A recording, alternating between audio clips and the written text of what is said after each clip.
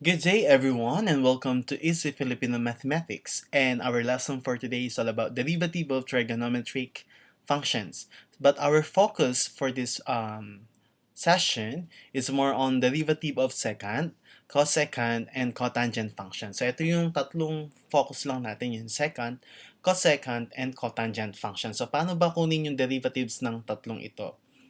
Okay, let's start with the first one, derivative of second function.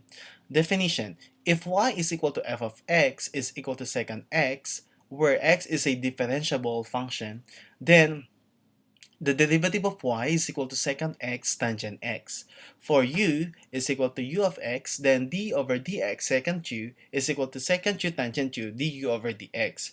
So to make it short, my dear students, ang derivative ng secant x ay secant x tangent x. I repeat, derivative of secant x ay secant x tangent x. So parang dadagdagan mo siya ng tangent x. Okay, let's have an example.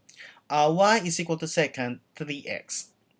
Okay, para sagutin ito, madali lang yan, my dear students. So let me use first my pen. Okay, for this portion, kukunin lang natin yung derivative of secant, which is secant. Okay, secant 3x, and then tangent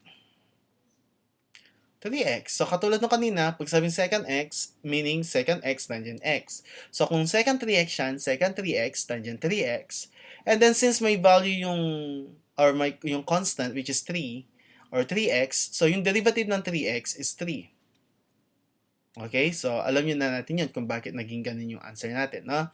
So, for this one, ilalagay lang natin si 3 or imumultiply natin si 3 kay secant 3x tangent 3x at ang makukuha natin is 3 secant 3x tangent 3x.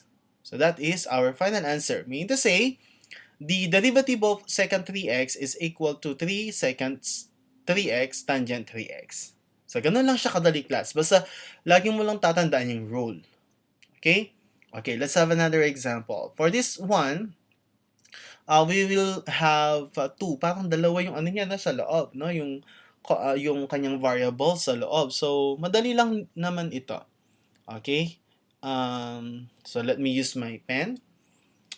So, we have the derivative of y equals, so again, secant, ang kanyang derivative ay secant tsaka tangent. So, magiging secant. Then, kokopay lang natin yan. 3x squared plus 5x. And then, tangent, syempre, meron din siya. So, 3x squared plus 5x. Times, ano yung derivative nito sa loob? So, kung titignan natin, derivative of this is 2 times 3, di ba? That's 6. And then, 2 minus 1 is 1, so we have x lang matitira. Plus 1 times 5 is 5. And then yung x as raised to 0 because that's 1. So 1 minus 1, laging minus 1, diba? So 0, x squared is, x raised to 0 is 1. So 1 times 5 is 1. So ito lang yung matitira. Okay? So ilalagay lang natin to sa front part.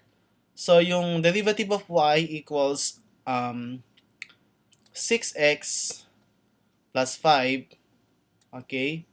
Second quantity 3x squared plus 5x tangent 3x squared plus 5x. So, ito na yung final answer natin. So, ganun lang siya kadali, na kinuha lang natin yung derivative ng secant quantity 3x squared plus 5x at ang makukuha natin is 6x plus 5 secant quantity 3x squared plus 5x tangent quantity 3x squared plus 5x. Now, let's have the derivative of cosecant function. If y is equal to f of x equals cosecant x, where x is a differentiable function, then the derivative of y is equal to negative. So, magiging negative cosecant x cotangent x. For u is equal to u of x, then d over dx cosecant u is equal to negative cosecant u cotangent u du over dx. So, to make it short, cosine x is equal to negative cosine x cotangent x. I repeat, the derivative of cosine x is equal to negative I'm sorry, cosecant x is equal to negative cosecant x cotangent x. Okay, so let's have an example. For this one, ang haba, no? Y is equal to cosecant x, 7x cubed plus 9x squared plus 5x minus 1. So, first, para mas mabilis tayong makakuha ng answer at hindi na tayo mahirapan pa kasi pwede naman natin siyang gawing shortcut, no? Answer na agad tayo. So, derivative of y equals, okay, unahin na natin ito nasa loob, no? Since single lang naman si cosine dito. So, pwede na unahin yan. Okay? So, what is the derivative of this? So, you need to get the derivative of this quantity. So, we have 3 times 7 is 21. I'm sorry, 21. X, 3 minus 1 is 2. Plus 9 times 2 is 18, right? Then copy x. 2 minus 1 is 1, so it's okay. Plus, that's 5. The derivative of 5x is 5. The negative 1 is 0, so yun na yun, okay? Now, we all know that the derivative of cosecant is negative cosecant. Tama ba ako? Negative cosecant x cotangent x. So here we have negative cosecant. I'm sorry. Ano bang ginawa ko? Cosecant. Okay. Cosecant 7x cubed plus 9x squared plus 5x minus 1. Okay? Then cotangent 7x cubed plus 9x squared plus 5x minus 1. Alright. So, since may negative tayo dito, we need to multiply negative to 21x squared plus 18x plus 5. No? Hindi naman pwedeng nandyan lang yan. Kasi that's negative 1, di ba? So, we have a final answer of negative 21 x squared negative 18 x negative 5 then cosecant medyo mahirap siyang isulat, no? Ang dami. 7x cubed plus 9x squared plus 5x minus 1. Okay, yung continuation dito na lang sa ilalim, no? Cotangent 7x cubed. Okay, 7x cubed plus 9x squared plus 5x minus 1. Okay, so that's our final answer for this particular example of cosecant quantity 7x cubed plus 9x squared plus 5x minus 1. That's equal to quantity negative 21x squared minus 18x minus 5 cosecant quantity 7x cubed plus 9x squared plus 5x minus 1 and cotangent quantity 7x cubed plus 9x squared plus 5x minus 1. Right. Next. This one, mahaba din siya, pero same lang siya nung nung ating given. So, mag-let na lang tayo, no, ng masyado kasi mahaba. So, let's just let this equation as, let's say, it's a U. Letter U na lang, para mas, hindi na tayo mahirapan, no? Okay, so we have the derivative of, okay, ito na muna yung kunin natin. So we have, that is 20 x cubed minus 30 x squared plus 6 times 2, 12 x, and then negative 7, that's negative 7.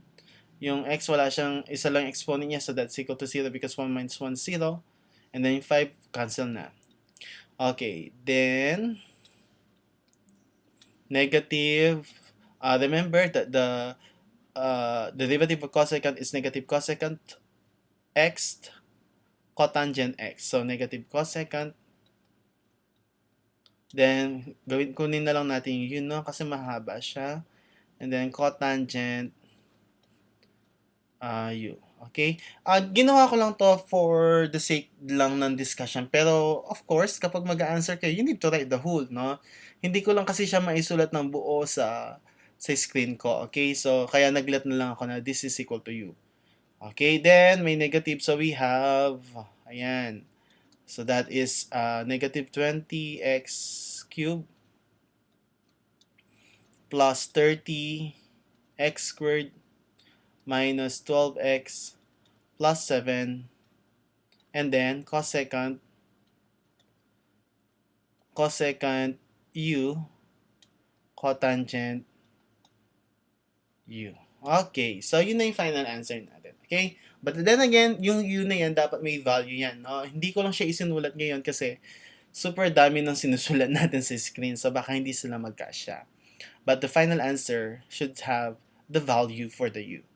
Okay, so finally, for the derivative of cotangent function. So if y is equal to f of x equals cotangent x, where x is differentiable function, then the derivative of y is equal to negative cosecant squared x. For u is equal to u of x, then d over dx cotangent u is equal to negative cosecant squared u du over dx. To make it short, yung cotangent daw, ang kanyang derivative ay negative cosecant squared. Cotangent, negative cosecant squared. Okay, now let's have this example. So for this instance, may dalawang value tayo, so we will use the product rule, no? So we have the x, which is u, and v. And as you all know, for the product rule, meron tayong u times the derivative of v plus v times the derivative of u. Okay, so we have the derivative of y is equal to u, which is x, and cotangent x, which is negative cosecant squared x. So we have negative cosecant squared x. Again, the derivative of cotangent is negative cosecant squared. And then, plus v, which is cotangent x, and derivative of u is 1. So that's 1 times cotangent x is 1. Alright? So, ano pa ba ang meron dito? There's a negative.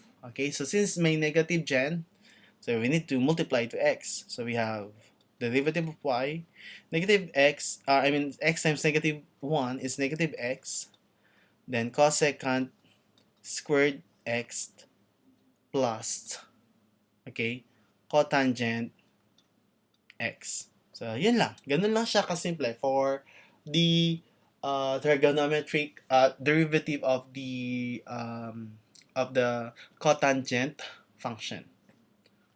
So that's all about for the derivative of trigonometric functions, specifically derivative of secant, cosecant, and cotangent functions. So with that, thank you very much for your listening and good day.